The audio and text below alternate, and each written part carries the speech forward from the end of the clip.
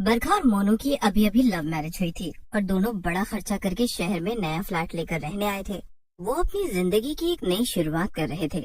एक दिन बरखा अपने कमरे में कुछ उदास बैठी थी कि तभी वहाँ पर मोनू आ जाता है और उससे कहता है, क्या हुआ बरखा, तुम ऐसे उदास क्यों बैठी हो? क्या बात है? देखो ना मोनू, शादी के बाद हमने अपने सारे बचे हुए पैसे ये फ्लैट लेने में लगा दिए। हम तो एक हनीमून पर भी नहीं जा पाए। सब पति पत्नी शादी के बाद कहीं घूमने जाते हैं, इसलिए मुझे बहुत दुख हो रहा था। अरे बस इतनी सी बात बरखा।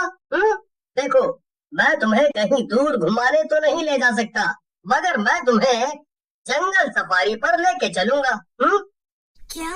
जंगल सफारी? हाँ, देखो बरखा, यहाँ शहर के बाहर एक जंगल है। वहाँ पर जंगल सफारी होती है। हम एक गाड़ी में बैठकर जंगल की सैर करने जाएंगे। वो अभी नया नया खुला है, तो उसमें ज्यादा पैसे भी नहीं लगेंगे और हमें खूब मजा भी आएगा। अरे वाह मोनू, ये तो बड़ा अच्छा आइडिया है। फिर हम अगले ही हफ्ते वहाँ चलेंगे। तब तुम्हारी ऑफिस की भी छुट्टी होगी ना? फिर क्या था, अगले हफ्ते ही बरखा और मोनू तैयार होकर जंगल सफारी के लिए निकल जाते हैं। वहाँ उनके साथ कुछ लोग भी थे जो जंगल सफारी का मजा लेने आए थे। बरखा और मोनू उन दोनों के साथ एक जीप में बैठ जाते हैं और उनके साथ एक गाइड भी था। जंगल में काफी घूमने के बाद गाइड जीप को जंगल के एक हिस्से में रुकवा देता है और सबसे कहता है, अब आप लोग यहाँ आसपास घूम सकते हैं, लेकिन ध्यान रखिएगा, जंगल के ज्यादा अंदर मत जाइएगा और आधे घंटे में यहीं वापस आ जाना। और हाँ, अगर आपको कोई गुफा दिखे तो उसके अंदर बिल्कुल भी मत जाइएगा। इसके बाद गाइड अपने काम में लग जाता है और सब लोग जंगल में घूमने लगते हैं। मोनू, चलो ना, हम लोग उस तरफ चलते हैं। उधर काफी हरियाली नजर आ रही है। बरखा और मोनू जंगल में घूमने लगते हैं, लेकिन तभी उन्हें पत्थरों से बनी एक गुफा दिखाई देती है। अरे वाह मोनू, ये गुफा तो देखने में कितनी सुंदर लग रही है। चलो हम अंदर चलकर देखते हैं। क्या? पर बरखा, अगर अंदर शेर हुआ तो? मैंने सुना है जंगल में शेर ऐसी ही गुफाओं में रहते हैं। और वैसे भी तुम्हें याद नहीं क्या, हमारे गाइड ने मना किया था किसी भी गुफा में जाने से। अरे क्या तुम भी मोनू, कैसे अजीब बातें करते हो। गाइड तो कुछ भी कहता है। मुझे नहीं पता था कि तुम इतने डरपोक हो। चलो ना मेरे साथ। बरखा मोनू को खींचते हुए गुफा के एकदम बाहर तक ले जाती है, लेकिन मोनू उसे रोकता हुआ कहता है, नहीं नहीं नहीं, मैं इससे ज्यादा अंदर नहीं जाऊंगा बरखा। और तुम भला मुझे डरपोक कैसे कह सकती हो?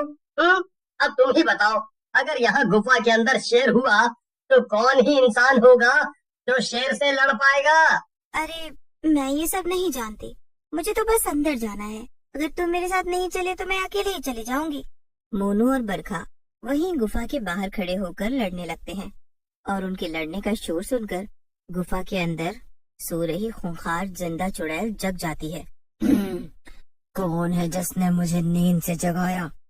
आज तो उसकी खैर नहीं, अभी जाकर देखती हूँ मैं।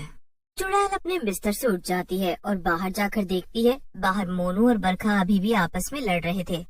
चुड़ैल जोर से गुर्राती है, तुम्हारी इतनी हिम्मत, तुमने मुझे नींद से जगाया। चुड़ैल, बरखा चुड़ैल। बरखा का मुंह मोनू की तरफ था, इसीलिए वो चुड़ैल को नहीं देख पाती है। क्या तुमने मुझे चुड़ैल कहा? तुम्हारी इतनी हिम्मत? लेकिन बरखा पीछे देखती इससे पहले ही चुड़ैल बरखा के बाल पकड़कर उसे खींचते हुए गुफा के अंदर ले जाती है। मोनू डर के मारे वहाँ ही खड़ा का खड़ा रह जाता है। तभी वहाँ पर वो गाइड आ जाता है और मोनू से कहता है, अरे मोनू भैया, यहाँ क्यों खड़े हो?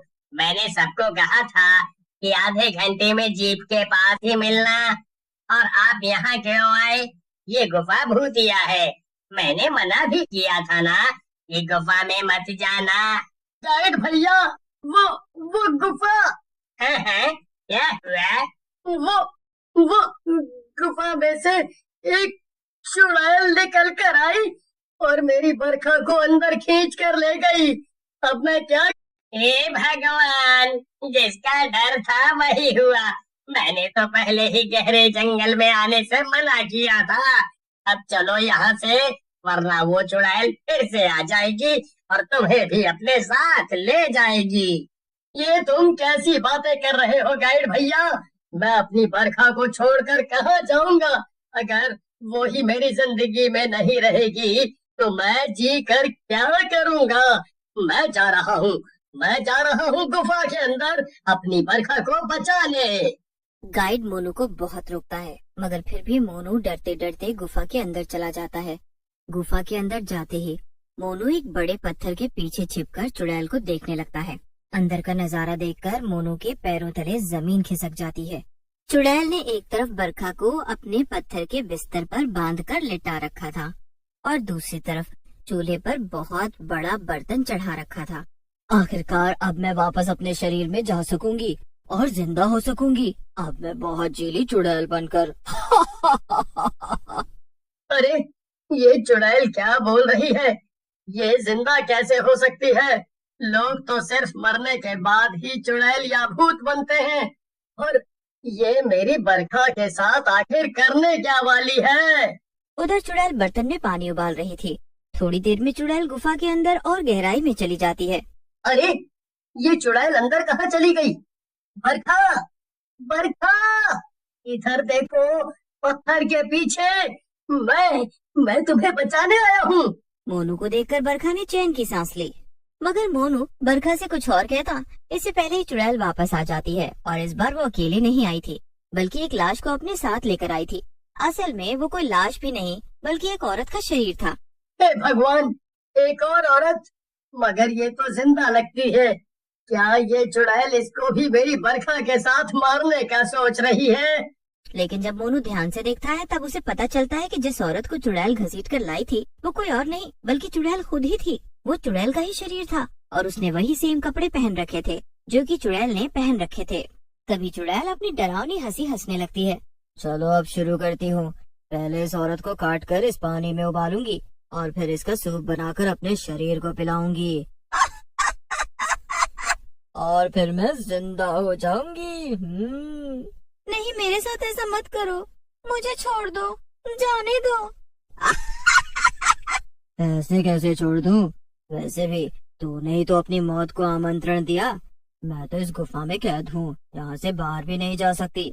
मगर तू खुद चलकर गुफा के मुंह तक आई थी, ऊपर से तूने मुझे जगह भी दिया और अब तू कहती है कि मैं तुझे मारूं भी ना। वाह, क्या बकवास बात कर दी तूने।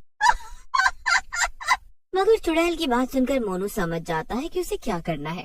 लगता है कि ये खूंखार चुड़ैल अभी जिंदा है और ये इसका शरीर जो है इसी की वजह से ये जिंदा है।